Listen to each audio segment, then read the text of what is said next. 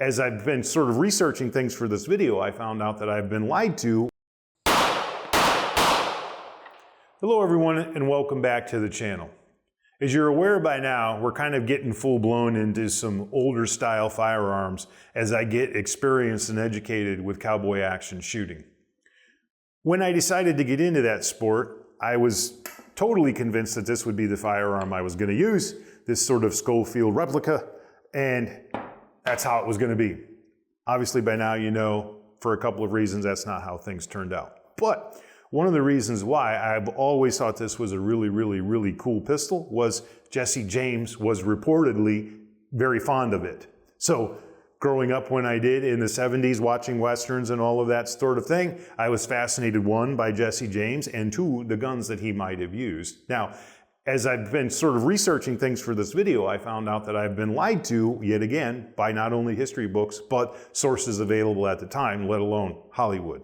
So what I'd like to do is kind of give you a little bit of a history of who Jesse actually was, and the emphasis being on his firearms and potentially why he made some of those decisions that he did based on his own gun selection.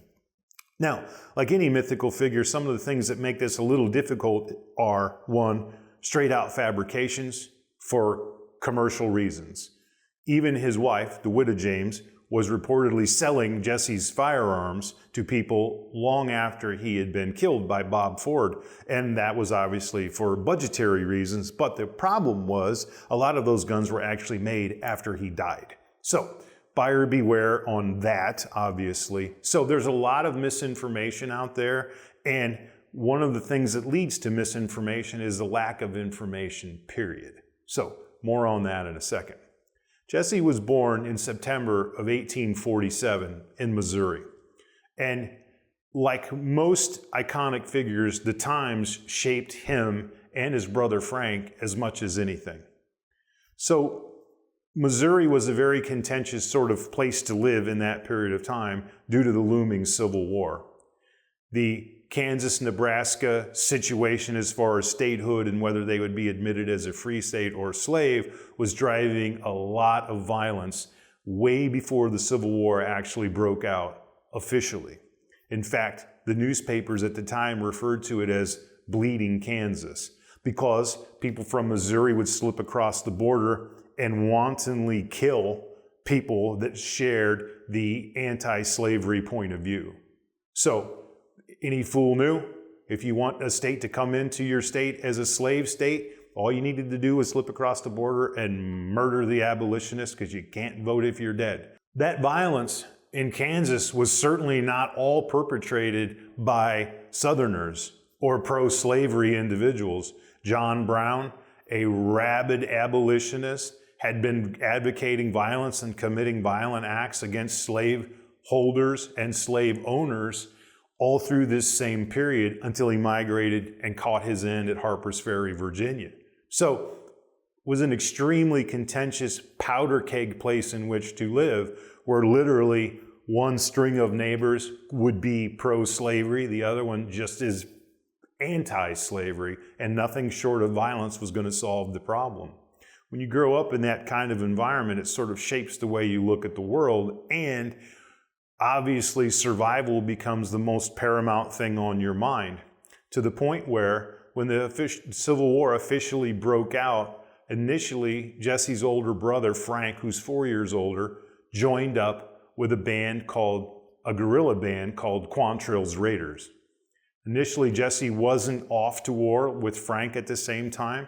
It would actually take him a couple of years and not join up until he was 16. Now, it's worth discussing about this whole guerrilla band because Quantrill was actually from Ohio, moved to Missouri. He became a school teacher somewhere along the way. And to be quite honest with you, Quantrill was a man of an extremely low moral character. He had no ties to the South, but was, depending on the company he was in, very much pro-slavery. Quantrill was nothing more of a criminal, period. It has nothing to do with political outlook on anything. He basically would pretend to lead slaves to freedom only to, one, sell them back to their original owner at a high price, or some other owner at an even higher price. So, not a good guy. We could spend another 10 hours talking about Wild Bill Quantrill, but keep in mind what would become Frank and Jesse's mentor was not a very, very good man at all, but interestingly enough, was said to be a demon in battle. Now, I think most people that have any interest in survival during the Civil War, that's probably a requirement. And it would trickle down, especially to younger personalities, about how it is you can control crowds, how it is that you actually can get what you want without actually killing people. It's called intimidation. So, weapons at the time. What you would have typically would be a Navy revolver, cap and ball, 36 caliber. The calibers did vary some, but that was the hardest hitting weapon at the time, especially for people on horseback. It was easy to use. If you had multiple guns, which was the fastest reload, you had a tremendous amount of firepower over, especially while you were on your horse, over trying to, say, wield a rifle or a shotgun.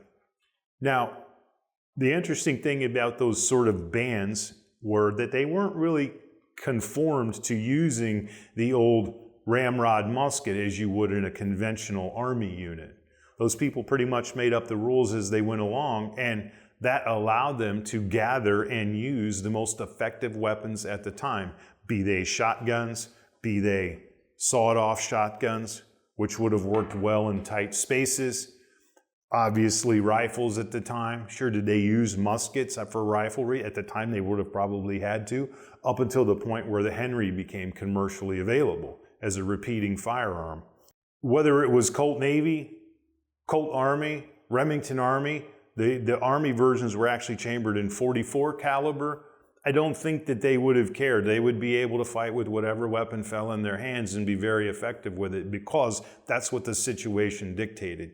You went through guns at a rapid pace in an engagement. You don't have time to stop and reload a cap and ball revolver. So whatever you had that worked is what you learned to use. Moral of the story is these people knew how to use their guns because they needed to survive. And I don't believe for a second that they had any sort of brand loyalty. They used whatever they could find that would give them an advantage over somebody else. And that was a trait that would continue all throughout Frank and Jesse's life. At the close of the Civil War, things were pretty bad in Missouri, especially if you were a veteran of any sort of guerrilla unit. If you weren't indiscriminately murdered off the books, imprisoned by the Republican authorities running Missouri at the time, you were essentially declared an outlaw. And that breeds a lot of desperation into people. Until the Colt Single Action Army debuted in 1873, it's quite likely that they continued to use their cap and ball revolvers and any other weapon available to them at the time. They pulled their first robbery in 1866. No reason to believe that they wouldn't use the guns that they were already the most acquainted with. Once again, the cap and ball revolver.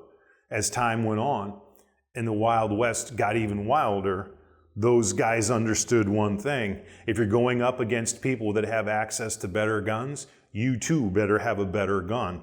There is a display that we'll show on the camera here that has Jesse James Firearms in this little display case. In that case is a 1873 Colt revolver. In that case is a Schofield chambered in .45 caliber. Also a Winchester 1873 rifle, because they were the best and most modern firearms available at the time. These people knew that they had a high degree every day they got out of bed of the chance of being involved in a gunfight.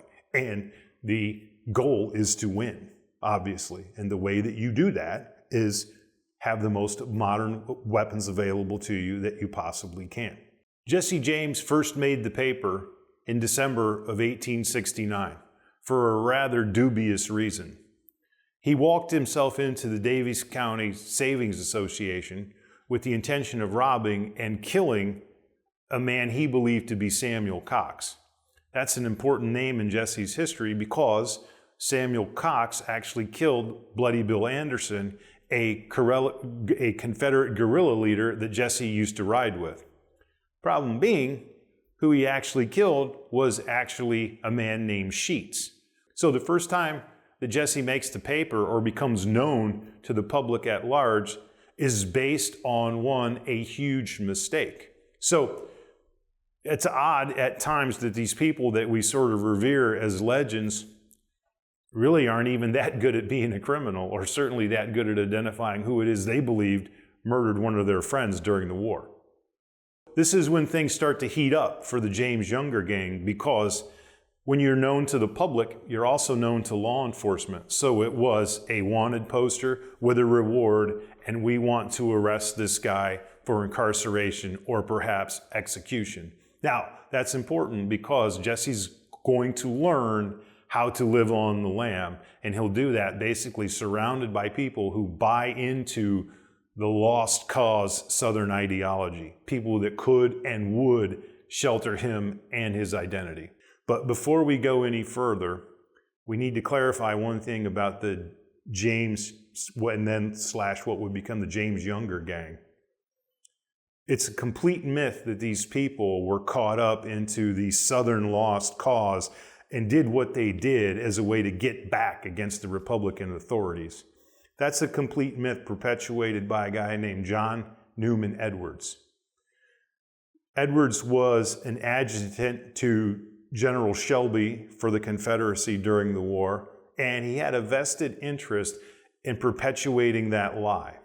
It wasn't even so much the common lost cause sort of theory that was going on in the East. It was the lost cause replaced by what he perceived or tried to convince people was the honor somehow wound up in these Confederate guerrilla bands that quite simply didn't exist. These people would go into whole towns and murder anybody that they felt like. Didn't have anything to do with some sort of battlefield advantage. They became basically a pack of armed wild dogs.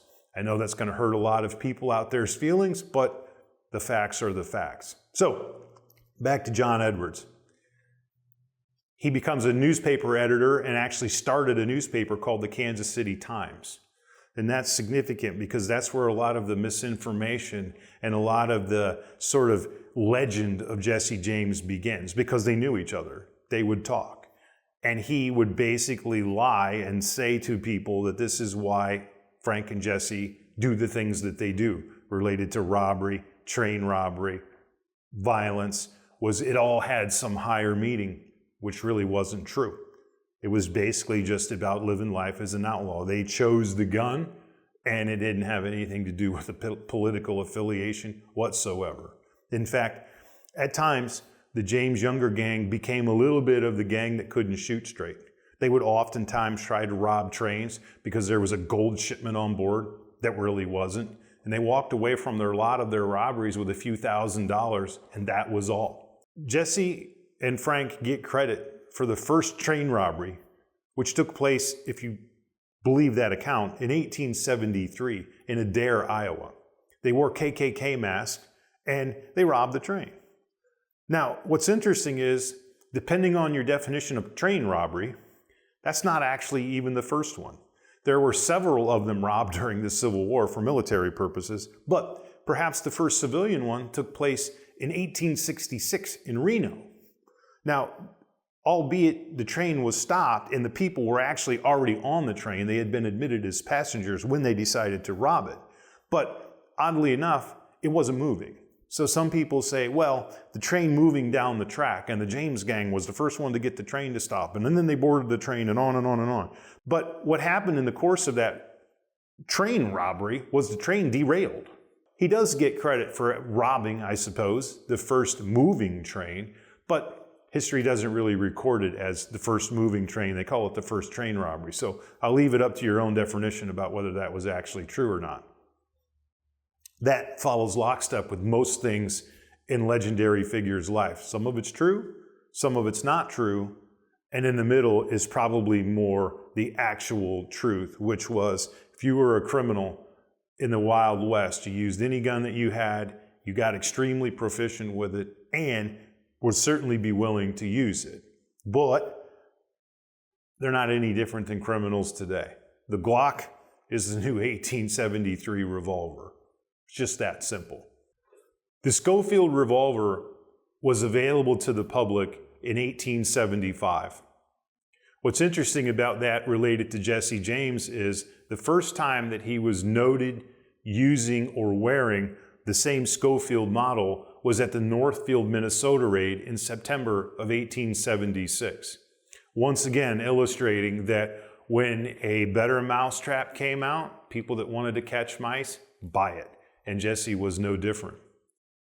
I mentioned earlier that sometimes the James Younger gang resembled more the gang that couldn't shoot straight.